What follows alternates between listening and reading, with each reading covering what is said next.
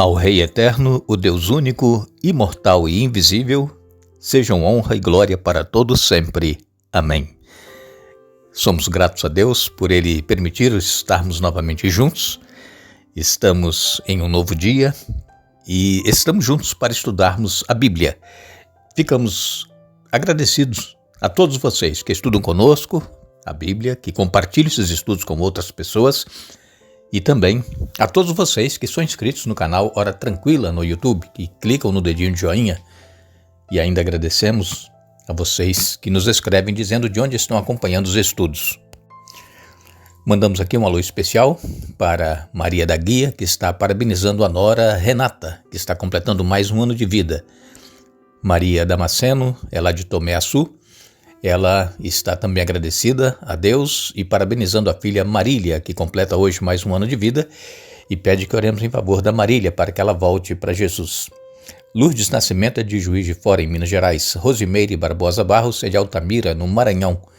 Dilsa Flora é de São Gonçalo, no Rio de Janeiro. Cleide Rejane é de Pesqueira, em Pernambuco. Também Mariinha, de Pesqueira, em Pernambuco. Auxiliadora, Natir e Haroldo são de Fortaleza, no Ceará. E todos os demais que nos escrevem, nós agradecemos e mandaremos sempre um alô para vocês. Iremos orar. Grandioso Deus e Pai que estás nos céus, nossa gratidão a Ti por mais este dia de vida. Te agradecemos porque temos a oportunidade de mais uma vez estudarmos a Tua Palavra. Que Teu Espírito Santo esteja presente, falando à nossa mente, ao nosso coração, nos ajudando a entender e colocar em prática em nossa vida. Pedimos que abençoes a todos que passam por momentos difíceis, têm as suas necessidades, seus problemas, que possam estar confiantes em Ti e receber a bênção da vitória conforme a Tua vontade. Abençoe Renata, que está aniversariando, é a nora da Maria da Guia, também Marília, filha da nossa irmã Maria Damasceno, que Marília seja abençoada por Ti e que possa voltar aos Teus caminhos enquanto é tempo. Todos os demais que nos pedem orações, nós agradecemos e pedimos em nome de Jesus. Amém. No estudo que ontem fizemos, falamos a respeito de cristãos que foram perseguidos, mas que se mantiveram fiéis e que não se renderam às insinuações que eram feitas aos cristãos e também ao perigo de perderem a vida por causa da fé, permaneceram fiéis. Nós conhecemos a história dos primeiros cristãos que tiveram que sair de Jerusalém por causa da perseguição. Também nós conhecemos a história da Idade Média, há 500 anos atrás, que os cristãos começaram a ser perseguidos e mortos, e houve uma perseguição aos cristãos durante 1260 anos. Começou no ano 538, foi até o ano de 1798, e muitos cristãos foram levados à morte por causa da sua fé, não se renderam e tinham certeza de que estavam fazendo a escolha correta de permanecer ao lado de Jesus e que, acima de tudo, a coroa da vida está garantida. E nós também, como dissemos ontem, poderemos passar por perseguições e que nós possamos estar firmados na palavra de Deus, que a nossa fé esteja alicerçada em Jesus e que nada venha a fazer com que nós cedamos às pressões e venhamos assim então a negar a nossa fé. Que Deus nos dê forças para enfrentarmos estes dias que nós estamos vivendo, porque sabemos que já existe perseguição a cristãos em várias partes do mundo, mas que essa perseguição será intensificada agora no tempo do fim. E aqueles que decidirem permanecer fiéis a Deus, fiéis à palavra de Deus, obedecer e fazer a vontade de Deus, muitos serão levados também à morte. Mas nós não precisamos temer, como nós temos falado aqui esta semana, em Isaías 41 e no verso 10, o profeta Isaías, ele, inspirado pelo Espírito Santo, ele escreveu: "Não tema, porque eu estou com você. Não fique com medo, porque eu sou o seu Deus. Eu lhe dou força, sim. Eu o ajudo, sim. Eu o seguro com a mão direita da minha justiça." Amém. Glórias a Deus por isso. Que nós possamos confiar na palavra de Deus e nesse Deus que nós temos que está conosco. E aqueles que porventura passarem por momentos de perseguições severas e chegarem a ser levados à morte, como diz o verso que Deus estará com eles, essas pessoas que se mantiverem fiéis, elas não sofrerão a dor da morte, porque Deus está presente.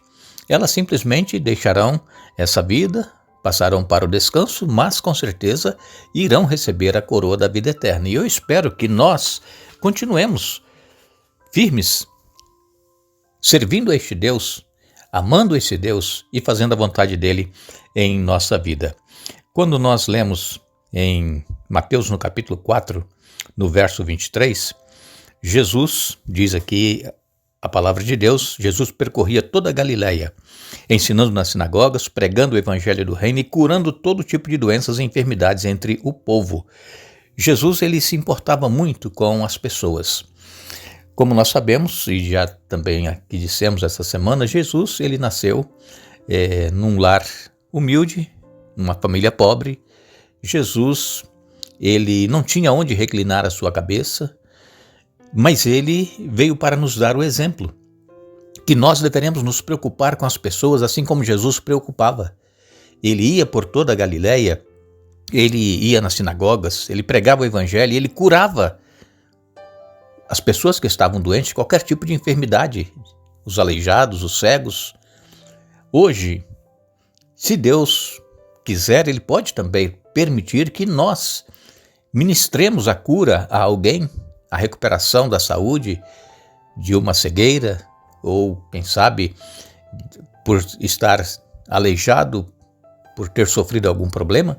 Deus pode nos usar se ele quiser, mas o que nós precisamos fazer é amar essas pessoas, é ministrar a elas o amor de Deus, que Deus ama a todos e que nós deveremos estar à disposição desse Deus para levar conforto a essas pessoas, uma palavra de ânimo, de esperança, uma palavra de fé, que em breve tudo isso vai passar e que nós estaremos para sempre com o nosso Senhor.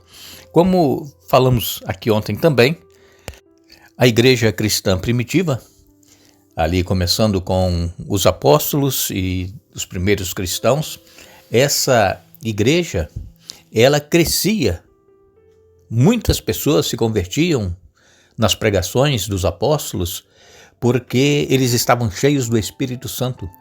E Deus também está disposto a conceder a nós o Espírito Santo para que possamos ser usados por Ele, para fazer a obra que Ele deixou para que nós façamos.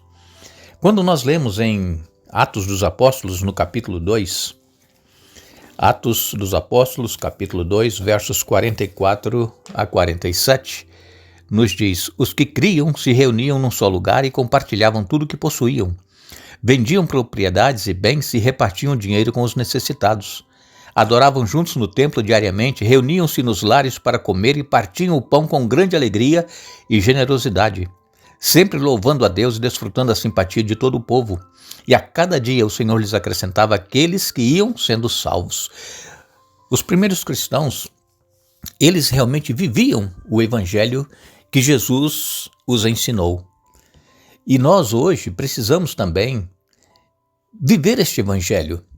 Nós precisamos estar conhecendo as necessidades das pessoas que estão ao nosso redor, aqueles que congregam conosco em nossa igreja, e ajudá-los.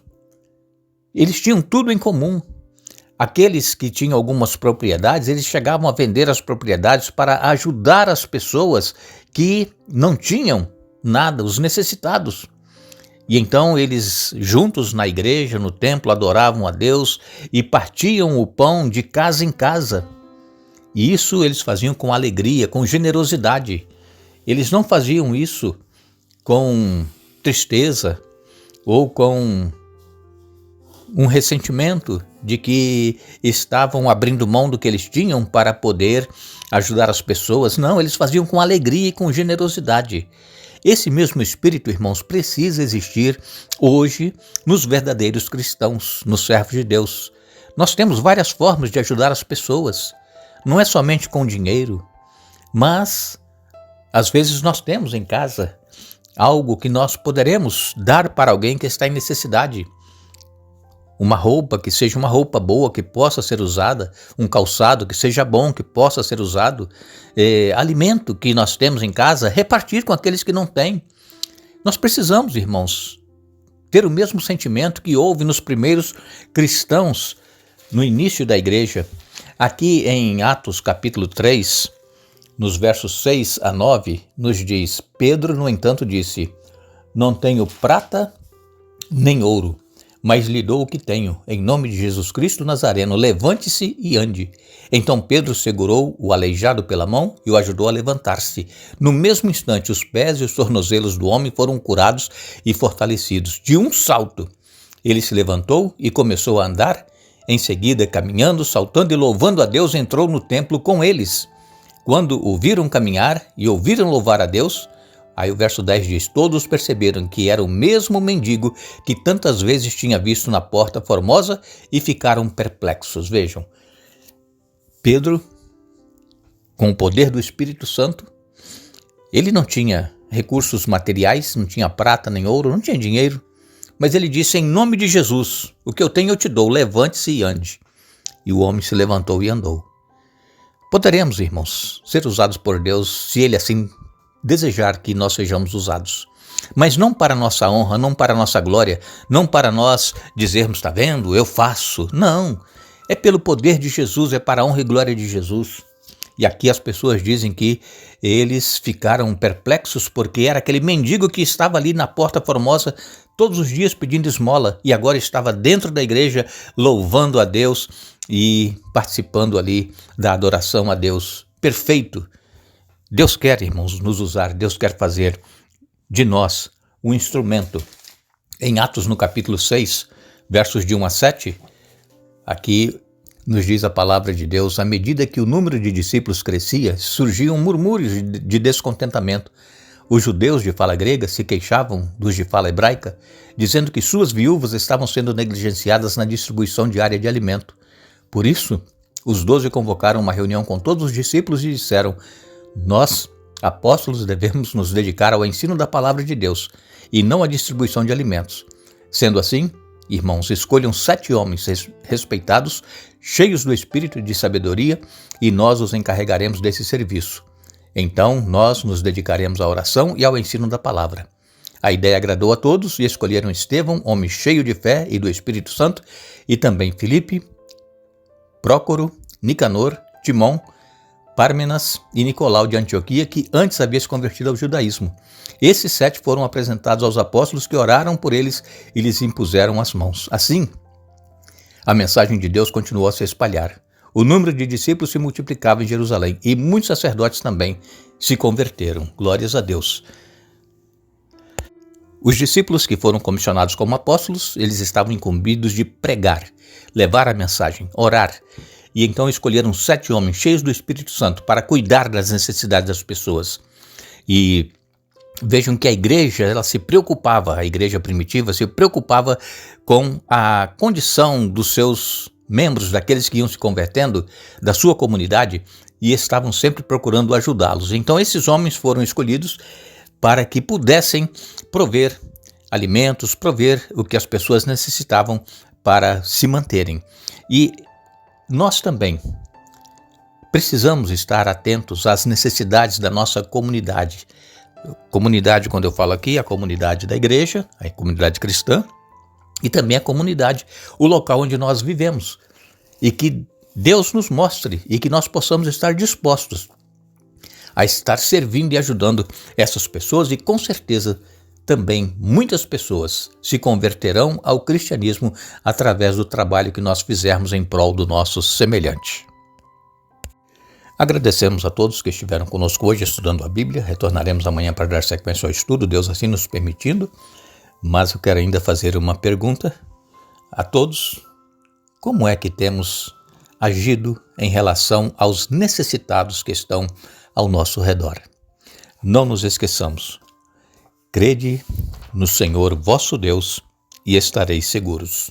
2 Crônicas, capítulo 20, verso 20. Que Deus nos abençoe.